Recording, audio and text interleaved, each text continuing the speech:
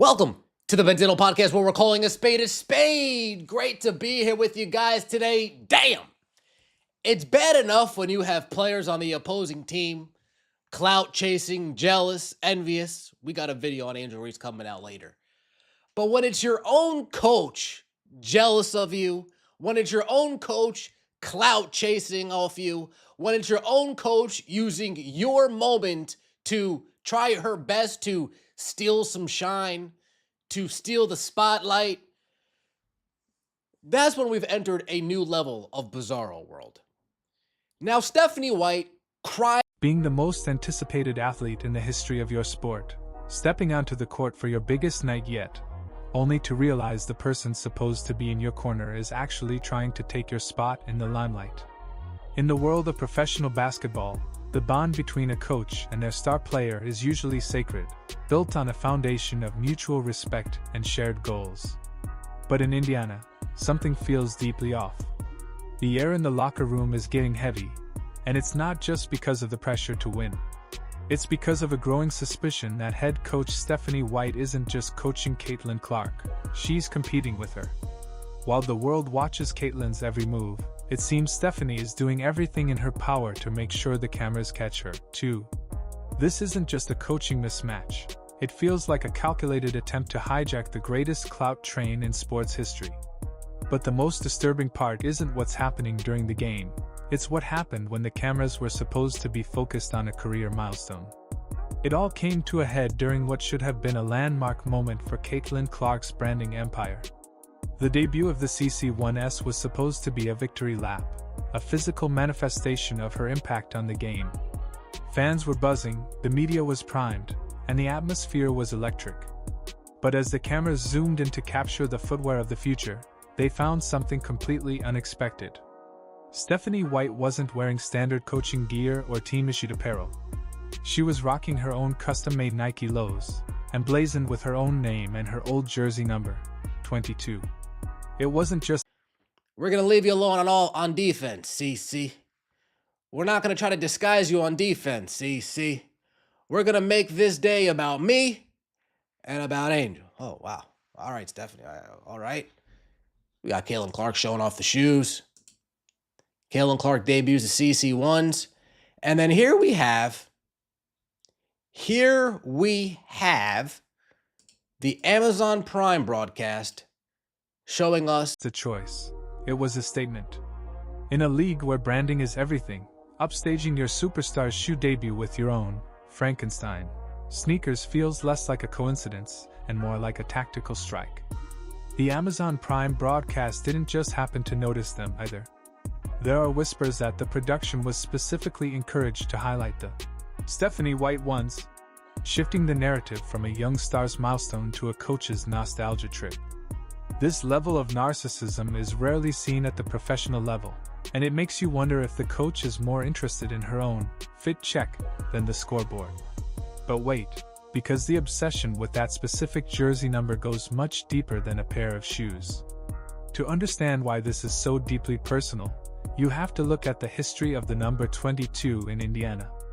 Long before Caitlin Clark was a household name, Stephanie White was the golden girl of Purdue and a pillar of the Fever. She wore that number with pride, and for years, she was the standard for basketball in the state. But now, there's a new 22 in town, and she's doing things Stephanie could only dream of. There's a psychological thin line between being a proud alumna and being a jealous predecessor. When you see a coach donning her old number during her player's big night, it raises questions about ego.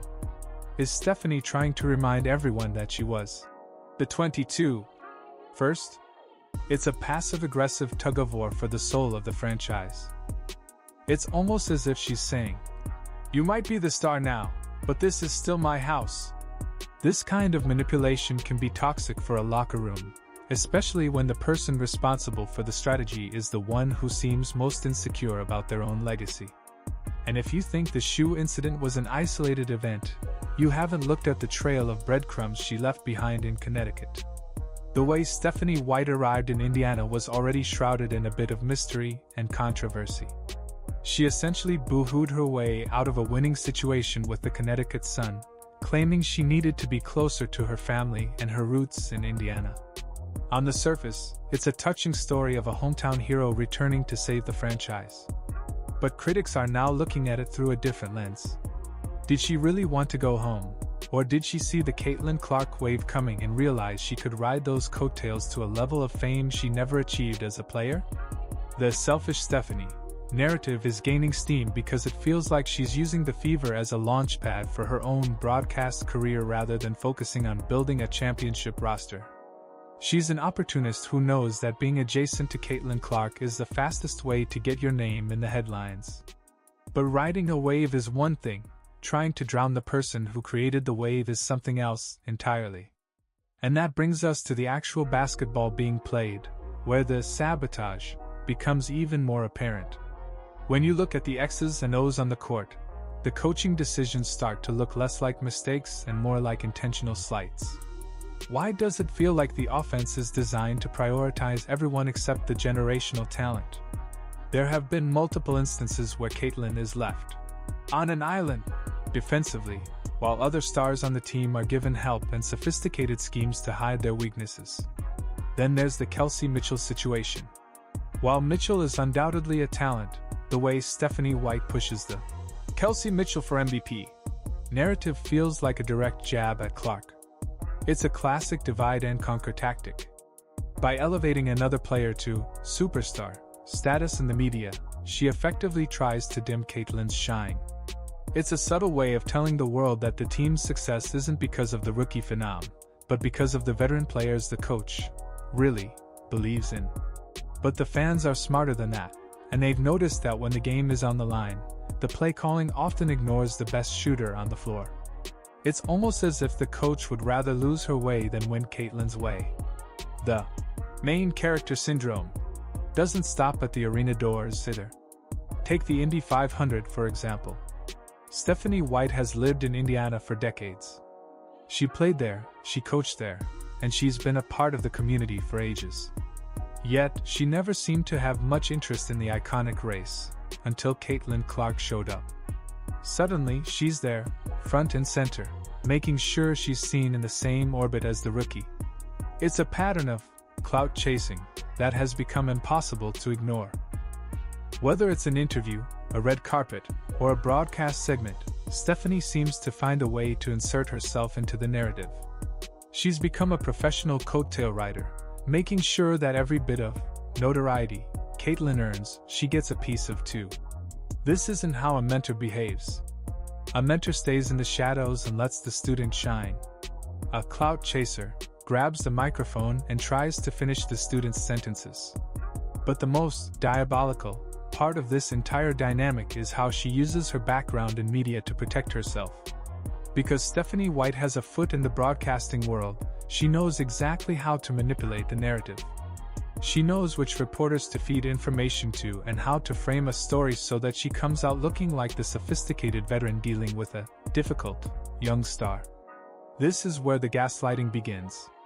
When the team struggles, the blame is often subtly shifted toward the rookie's learning curve, or her defensive lapses, while the coach's questionable rotations are ignored by the talking heads.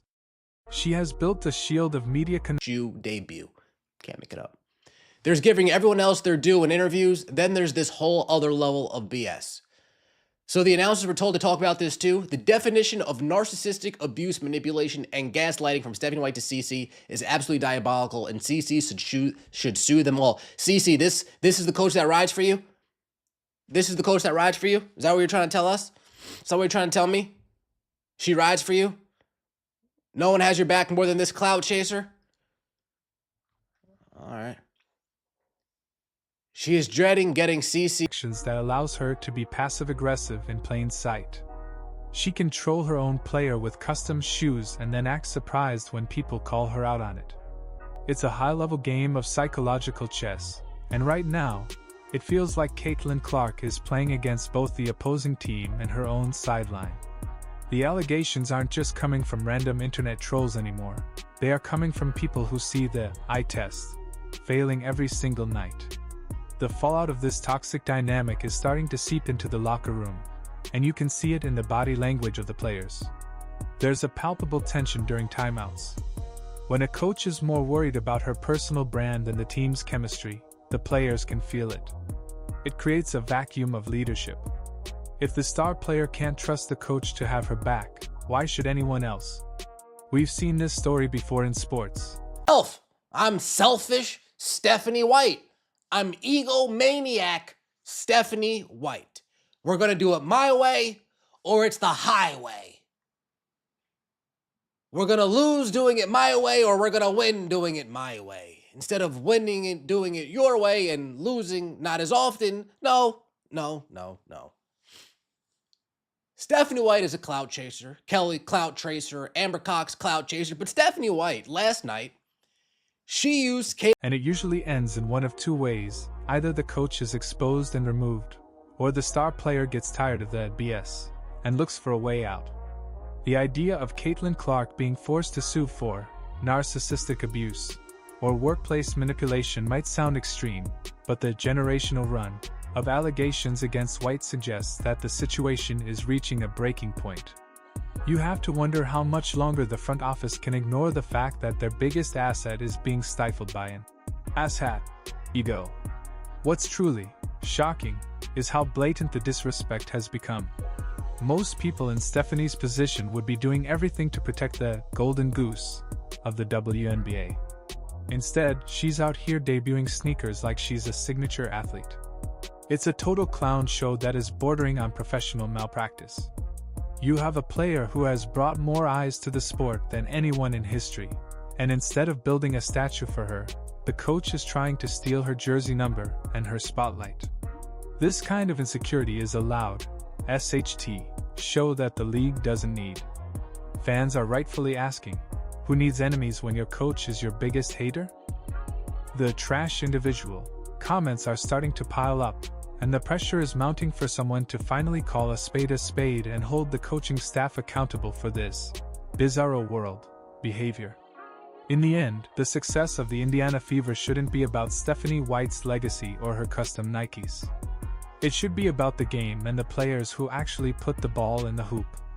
But as long as there is a passive-aggressive psycho at the helm, the team's potential will always be capped. Caitlin Clark deserves a coach who rides for her, not a coach who rides her coattails. The mystery isn't whether Stephanie White is a clout chaser. The evidence for that is overwhelming. The real mystery is how much damage she'll be allowed to do before the organization realizes they've let a fox into the henhouse. If you were in Caitlin's shoes, the CC1S, not the knockoffs, how long would you put up with someone trying to dim your light? The world is watching, and the clock is ticking on this diabolical power struggle. It's time to decide if the Fever is a basketball team or just a stage for one woman's ego. One thing is for certain, the fans aren't buying the act anymore, and the receipts are being filed in real time. What happens next might just change the landscape of the league forever.